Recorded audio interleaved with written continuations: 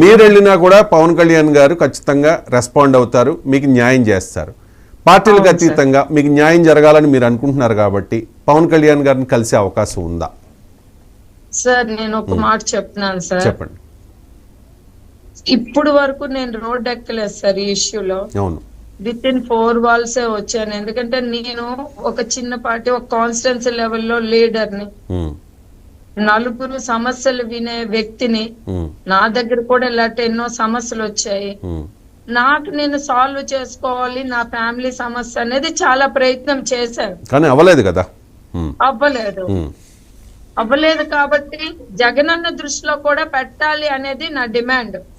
ఇప్పుడు వరకు ఓడిపోయిన తర్వాత జగనన్న దగ్గరికి ఇంతవరకు నేను వెళ్ళలేదు. ఎందుకంటే ఈ పర్సనల్ ఇష్యూస్ తోనే నేను సఫర్ అవుతున్నాను. నాకు క్యాడర్ చెప్పారు, మేడం సార్కి ఒకసారి కలవండి అని